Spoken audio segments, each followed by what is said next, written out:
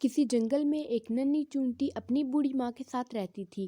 ننھی چونٹی کی ماں جب تک صحت مند تھی اپنے اور ننھی چونٹی کے لیے مزیدار دانے لاتی، لیکن جب اس کی ماں بیمار اور بوڑھی ہو گئی تو دانے لانے کی ذمہ داری ننھی چونٹی پر آ پڑی۔ اس کی ماں نے اسے بہت سمجھایا تھا کہ برسات سے پہلے پہلے بہت سا دانہ جمع کرنا ضروری ہے تاکہ سردیوں میں آرام رہے اور خوراک بھی آسانی سے ملتی رہے۔ ننھی نے پہلے دن بہت زیادہ محنت کی اور بہت دور سے چند دانے گھر تک لا سکی، پھر اور دانے لانے سے انکار کر دیا۔ اس کی ماں نے فکر مند لہجے میں کہا، ننھی، صرف ان چند دانوں سے تو کچھ نہیں ہوگا، آخر ہم سردیوں میں کیا کھائیں گے، اپنا پیٹ کیسے بھریں گے؟ اس وقت خوراک بالکل غائب ہو گئی تھی۔ آخر ہم سردیوں میں کیا کریں گے؟ ننھی نے کہا، یہ بہت مشکل کام ہے، میں تو صرف چند دانے لا سکتی ہوں، اس کے علاوہ اور کچھ نہیں، اس سے زیادہ میں نہیں لا سکتی۔ یہ کہہ کر ننھی سو گئی۔ اگلے دن وہ پھر دانوں کی تلاش میں نکل پڑی۔ اس نے سوچا کہ میں اب بڑے بڑے دانے اپنے گھر میں جمع کروں گی۔ اسے ایک درخت کے قریب بہت سی چونٹیاں جاتی نظر آئیں۔ جب وہ درخت کے قریب پہنچی تو وہاں روٹی کے بے شمار ٹکڑے پڑے تھے۔ اس نے دیکھا کہ چونٹیاں چھوٹی ہیں، وہ بڑی تیزی سے چھوٹے چھوٹے دانے منہ میں اٹھا لے جا رہی ہیں، جبکہ بڑے چونٹے بڑے دانے منہ میں ڈال کر لے جا رہے ہیں۔ اس نے ایک بڑا سا دانہ منہ میں پکڑا اور چل پڑی، لیکن ابھی چند قدم چلی تھی کہ تھک گئی۔ اس دوران ایک بوڑھی چونٹی کی نظر اس پر پڑی۔ اس نے کہا، بھئی ننھی، کیا بات ہے؟ اس نے سارا قصہ سنایا۔ بڑی خالہ ہنس پڑیں۔ بڑی خالہ ننھی چونٹی کو درخت کے قریب لے گئیں جہاں ٹھنڈی چھاؤں تھی۔ بڑی خالہ نے چھوٹی چونٹیوں کی طرف اشارہ کیا، تم بھی ان کی طرح پھرتی سے کام کرو اور چھوٹے دانے گھر لے جاؤ، بڑے دانے تم سے نہیں جا سکتے۔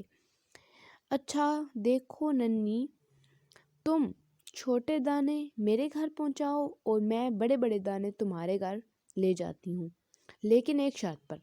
خالہ، مجھے آپ کی ہر شرط منظور ہے، ننھی خوشی سے بولی۔ تم ہر روز 3 گھنٹے کام کرو گی۔ خالہ جان نے شرط بتائی تو ننھی نے فوراً کہا، اسے یہ شرط منظور ہے۔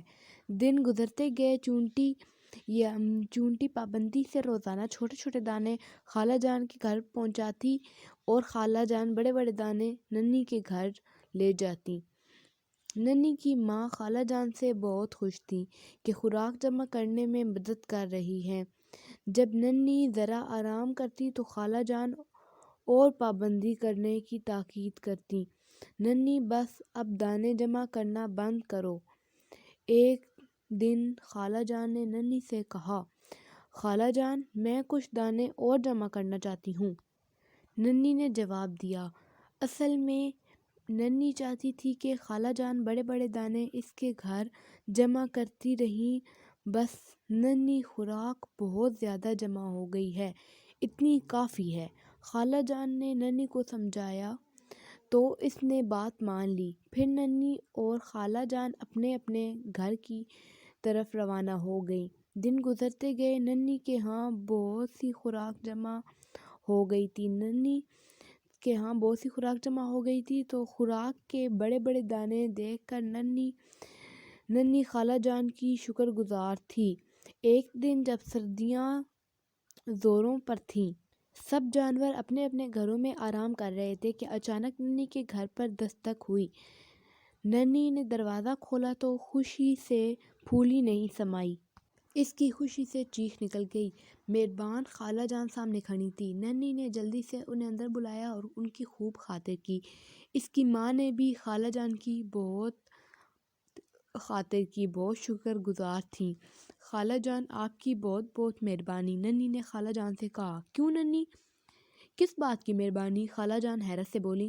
خالہ جان، آپ نے یہ اتنی ساری خوراک جو ہمیں دی ہے، ننھی خوراک کے بڑے ڈھیر پر اشارہ کرتے ہوئے بولی۔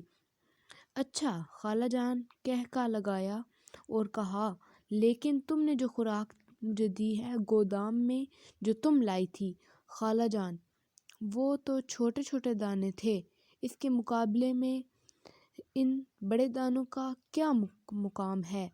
خود دیکھو گی تو پتہ چلے گا کس کی خوراک زیادہ ہے، وہ جو تم نے جمع کی تھی یا بڑے بڑے دانے جو میں نے تمہیں جمع کر کے دیے تھے، خالہ جان نے کہا، اور اس کی ماں سے اجازت لی ننھی کو اپنے گھر لے جانے کی اور ننھی کو اپنے ساتھ اپنے گھر لے گئی۔ ننھی نے جب اپنے ہاتھوں سے جمع کی ہوئی خوراک کو دیکھا تو وہ بہت زیادہ خوش ہو گئی۔ اسے اس بات کا اندازہ ہو گیا تھا کہ وہ اپنے ہاتھوں سے بھی کام کر سکتی ہے، اسے کسی کی مہربانی کی کوئی ضرورت ہی نہیں۔